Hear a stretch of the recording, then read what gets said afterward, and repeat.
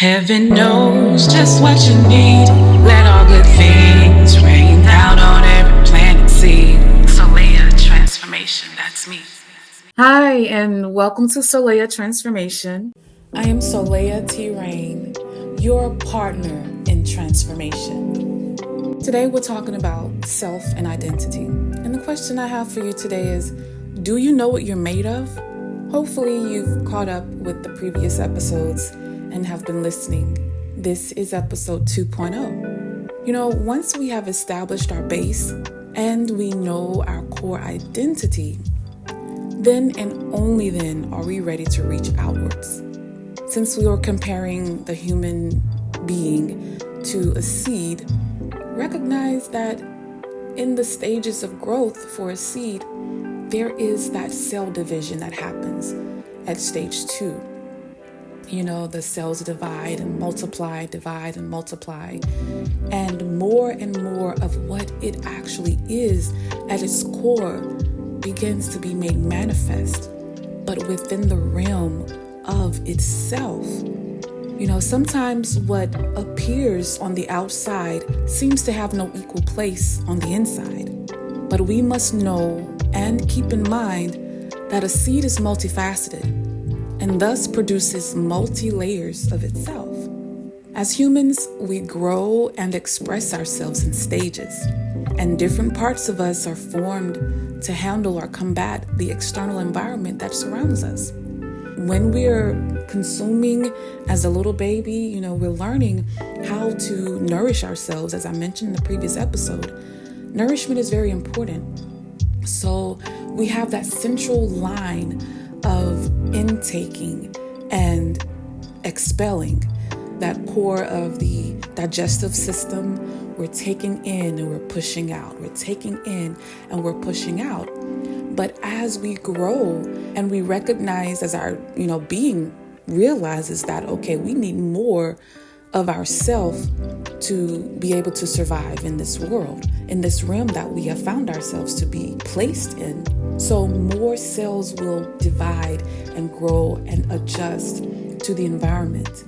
And we are able to express from the level of the heart or the mind. More on that in the next episode. But currently we're looking at the number 2. And most people will look at the number 2 and immediately think partnerships, they think of merging with another being, another external aspect. But I actually see the number 2 and I see a splitting of the self within and in a place in which cannot be seen by the naked eye. What's done in the dark will come into the light, right? So can we imagine that everything we will ever become takes root and is established on the inside? So until you learn to communicate effectively, first and foremost with yourself, with your higher self, and then outwardly, you won't be able to touch and receive all that's there for you to receive. So internally, we must recognize that our heart is beating. The heart knows what it knows, but then the mind can conceive and perceive, and it analyzes what it sees, what it takes in. Just like the digestive tract, it takes in food, but then it also recognizes whether it is nourishment or it is waste. So we have to recognize that this happens on so many different levels of ourselves. So have we not learned of the 2 hemispheres of the brain? I know some of you may question what I'm saying. So these are examples of the internal duality. Physically, we have the hemispheres of the brain, the kidneys, the lungs, the reproductive organs even that come in 2s, all within the human body, even the private version of ourselves and the public version of ourselves. These parts make up the whole of who we are in essence. We are developing. We are not at that stage of where we can handle the reaching out too far away from our core. You realize as a plant grows, the roots go deep first, and then it begins to shoot out of the ground. but it has to consistently build upon itself the basic building blocks of what it actually is before it can produce that flower or that fruit. Because if it does not have that base and the continuity of what it is inside of itself, it won't be able to hold any fruit. It won't be able to even produce any fruit. It will become sterile. What we don't realize in regards to sterility and fertility is that if things are not developed in the early stages of growth and development, then there will be no longevity. A lot of times we skip these stages. We push past these developmental stages and we want our child to be on TV. We want them to be glamorous. We want them to be an icon at 2 years old.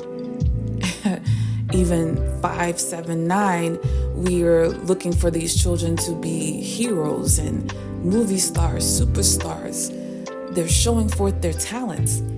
That's all well and good, but are they ready for this lifestyle? Have you as a parent made sure that they're ready? And I'm going in a different direction. So let's pull back and recognize that only when we can recognize and embrace the dual nature that is at the core of our identity can we truly have a proper footing to our expressing of that beingness. Expression is a whole nother level in itself, but a lot of times we skip the stages of the internal growth and we seek to express because a baby laughs, because a baby begins to try to talk. We think, we got to get this on camera. Oh, look at what cute things the baby is doing. No, allow the child the privacy to grow. Allow the child the space and freedom to express itself naturally. It's got to come from on the inside. It's one thing to have the power to manifest what we desire to see or have in life, but it is another thing to be able to handle that which we manifest. Let that sink in for a minute. It is one thing to have the power to manifest what we desire to see or have in life. It's one thing to raise it, to give birth to a child. It's one thing, but it's another thing to be able to handle that task of raising it. To handle what we manifest, a lot of us aren't able to. A lot of us give up the rights even to take part in the raising. We give birth, and it's nothing wrong with when you know your limitations, that's all well and good, but actually know it for yourself. Don't let no one else tell you that you can't do this or can't do that.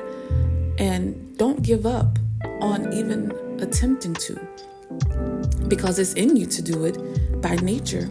You have to put forth the effort. So recognize that when we become adults and we fail at certain things, or we find hard a task that we see others doing it so easily with the breeze, then it's time to go back to the basics and see what we're missing in our development. See what stages have been skipped, because a lot of times we can go back and get it if only we acknowledge it for what it is.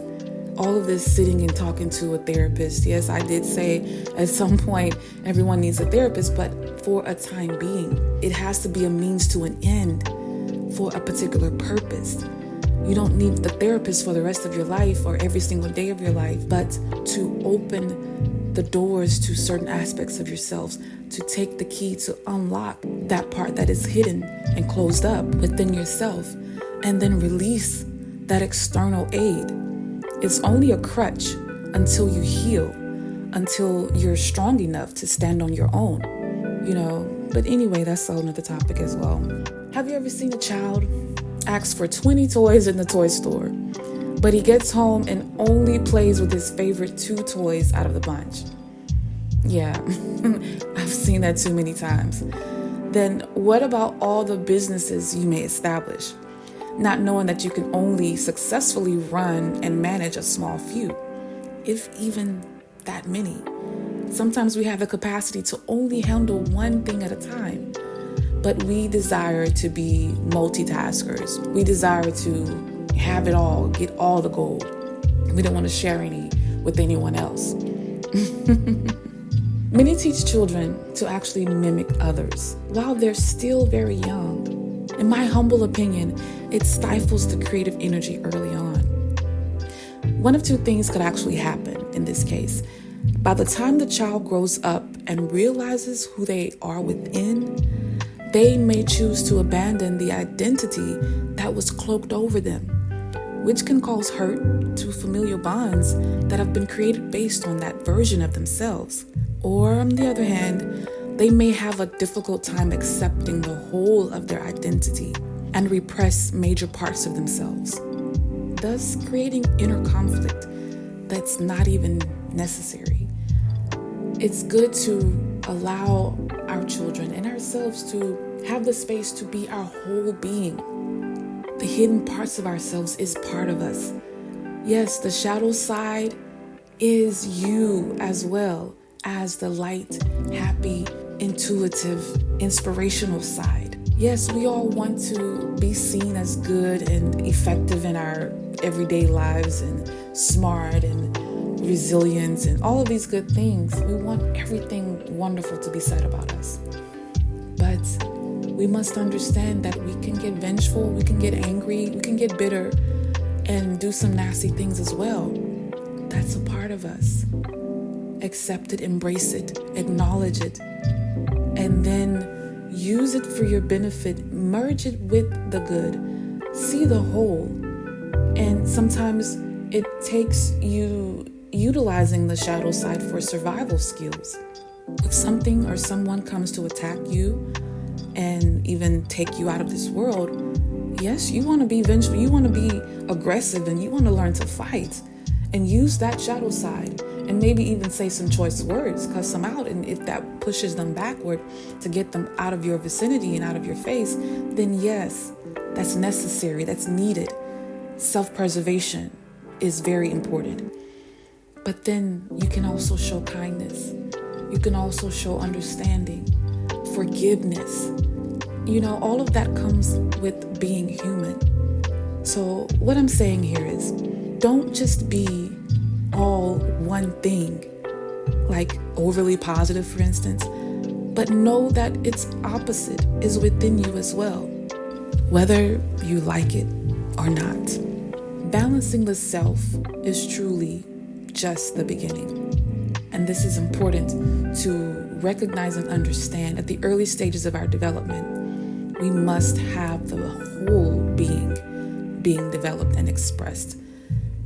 If we find that a child is leaning on their left side and they're dragging their right leg, you take them to go get therapy, right? They get physical therapy and they learn to stand on both their legs and find out what's wrong with the muscle groups in that right leg. If we see someone has a speech impediment, we take them to speech therapy as early as the signs have been shown. But what we have lacked in our growth and development as a nation, as a people, as a race of humanity even, is the recognizing when someone is showing up as the representative. They're only presenting the best parts of themselves, the parts that they like or they think others like, but they aren't being complete. They aren't showing up as the whole self. And that can be very detrimental. Let's normalize helping our brothers and our sisters. Let's normalize saying something about how we show up and whether we're being unapologetically ourselves or not. Let's take away the apologies from just being us. We are unique. We are special and different. Each individual human being on this planet has a right to be just as he or she is. I just want to say thank you to each of you, my transformers out there. You're my community. You're here with me, learning these things, communicating about these things, and hopefully you're sharing these audio clips where others can hear and spread the word about these topics. We're talking about growth and development of the human being from the inside out. like, subscribe, and put your comments down so we can have a discussion about this. Are these topics helping you understand yourself? Maybe you're understanding someone else that's close to you through these topics. Let us know. Stay tuned for the next one. Peace, love, and wholeness. This podcast is powered by Solea T. Rain International Incorporated. We are here to transform lives.